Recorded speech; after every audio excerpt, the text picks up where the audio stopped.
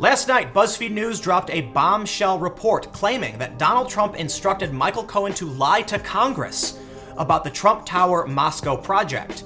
They claim that 2 official sources who are involved in the matter have stated this is true. However, on CNN, one of the reporters claimed they haven't actually seen any evidence.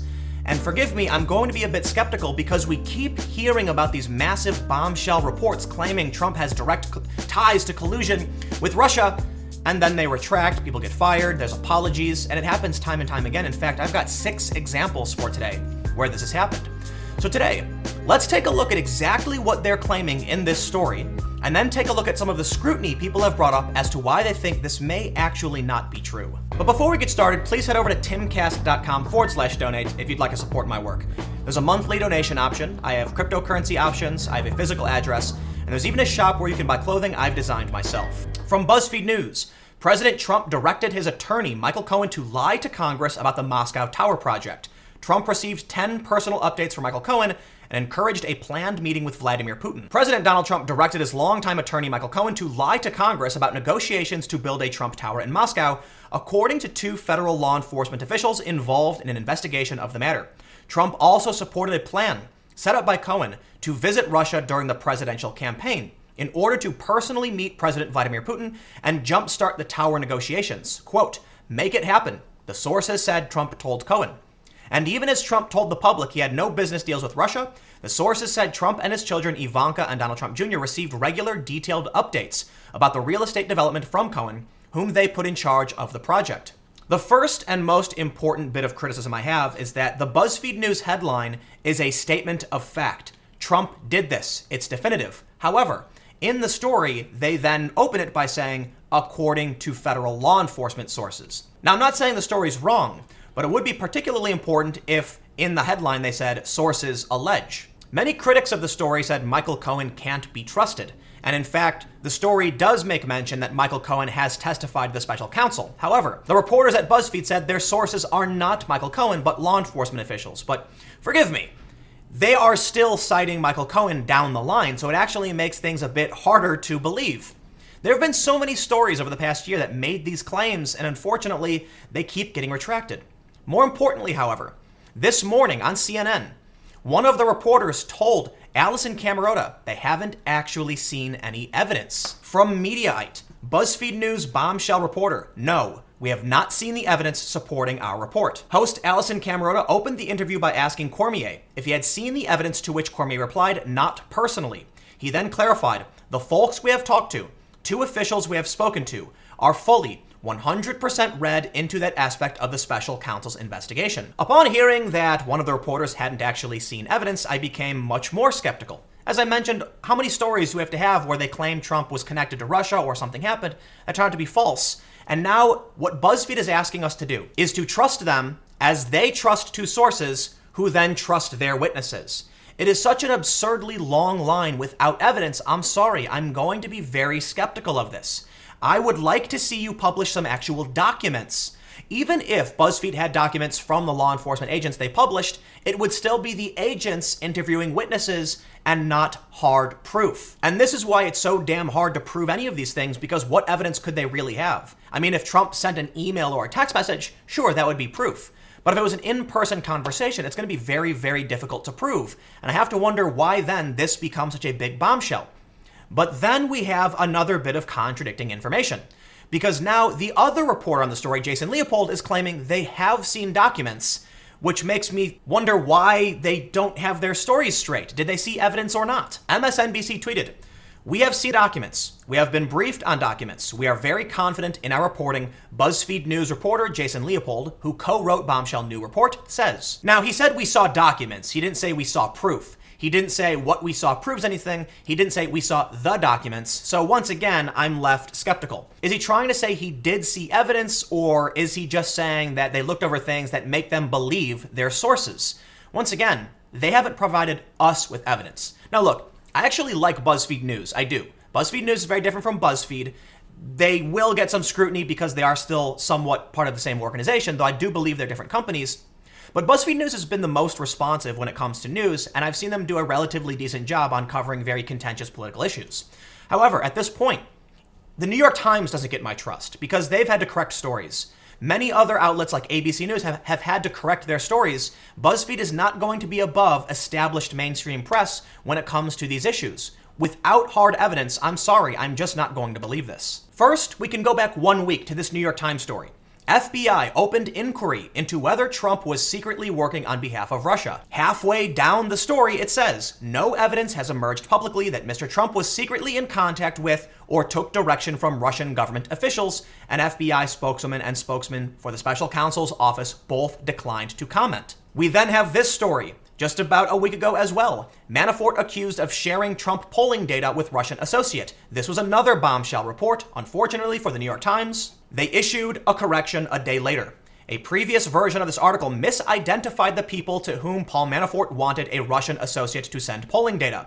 Mr. Manafort wanted the data sent to 2 Ukrainian oligarchs, not Oleg V. Deripaska, a Russian oligarch close to the Kremlin. We can go back to last July. ABC parts ways with investigative reporter Brian Ross. Brian Ross, the chief investigative correspondent for ABC News, is leaving the network 7 months after he botched a report involving President Trump and the Russia investigation, a mistake that led to a rebuke from the White House and concern about self-inflicted damage by news organizations already facing scrutiny. He came under fire in December after ABC News retracted and apologized for his errant report that Michael Flynn, the former national security advisor, had been directed by Donald J. Trump to make contact with Russian officials during the 2016 campaign. ABC News suspended Mr. Ross for 4 weeks without pay. When he returned, the network barred him from covering the president and the Russia investigation, assigning him instead to longer-term projects that he worked on from an office several blocks away from the news division's headquarters.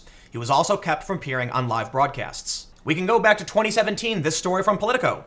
3 CNN staffers resign over retracted Scaramucci Russia story.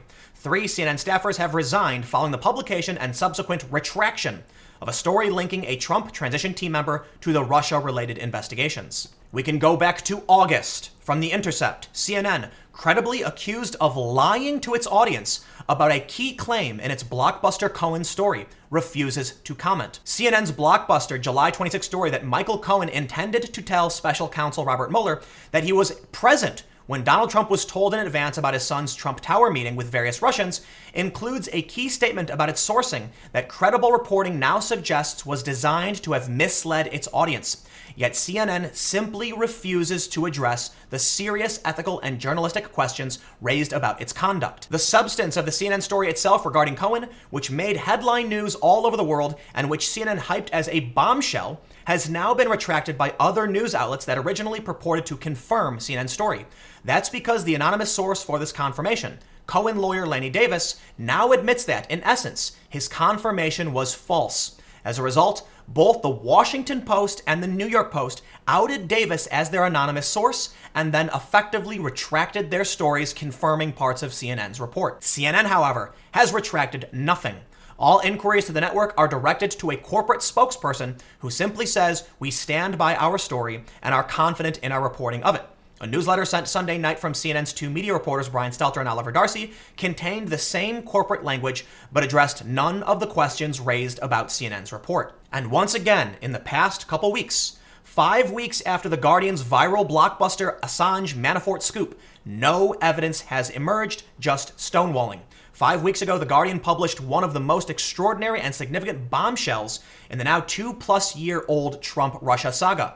Donald Trump's former campaign manager, Paul Manafort, held secret talks with Julian Assange inside the Ecuadorian embassy in London and visited around the same time he joined Trump's campaign, claimed reporter and best-selling Collusion author Luke Harding, Dan Collins, and a very sketchy third person whose name was bizarrely scrubbed from The Guardian's byline for its online version but appeared in the print version. Those were just the stories I pulled off the top of my head.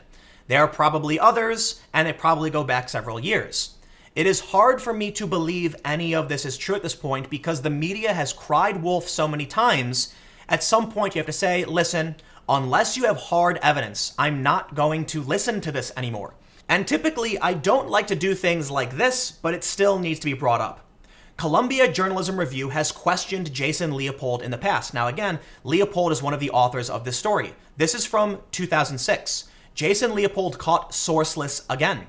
We wonder if the folks over at truthout.org are rethinking their affiliation with reporter and serial fabulist Jason Leopold.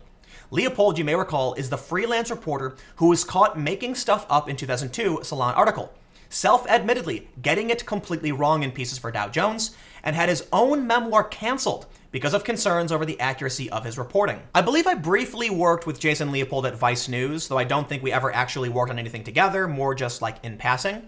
And my understanding is that over the past several years, he's produced some pretty respectable reporting, sending out freedom of information requests. So I'm not one to go back 13 years and try and impugn the honesty or integrity of a reporter, but I've got to say, if I can read through all of these stories that presented no evidence, were either retracted, people were fired. Now we're hearing from one of the reporters they haven't seen any evidence. The other reporter is claiming they have seen documents. I'm just gonna have to say, you know what? Of course this story is gonna go viral. Of course it's gonna trend. It always does. How many times does this need to happen? It's like people in the media know it's probably not true or there's no real evidence to back this up, but they want it to be true because of the Trump bump. That's when they get ratings, they get clicks, they get views because of the salacious, sensational nature of the content they publish. Everybody wants to speculate. Yet here I am trying to figure out what is true and what isn't, and I can't because BuzzFeed presented no evidence. They're simply saying, trust us as we trust these guys who trust their witnesses. That's a game of telephone as far as I'm concerned. Now don't get me wrong. I'm not saying the story is false. I just don't know. It may as well be false as far as I'm concerned because it's interesting to hear.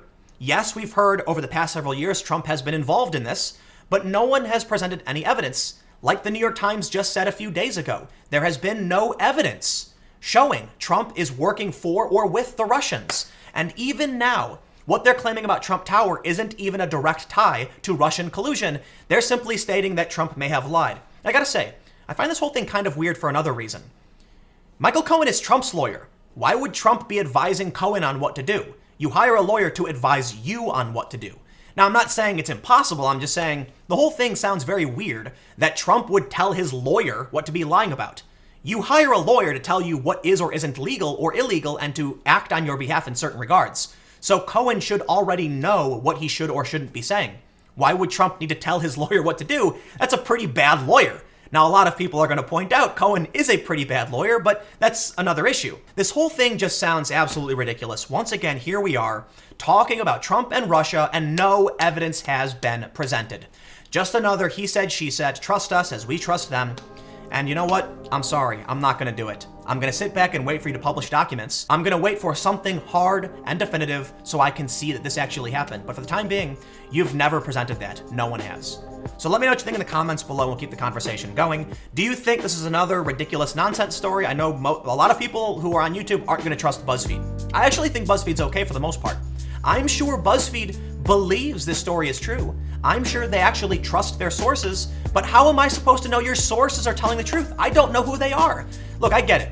Anonymous sources can be very important, but without evidence from your sources, the story should never have been published. So anyway, comment below, we'll keep the conversation going.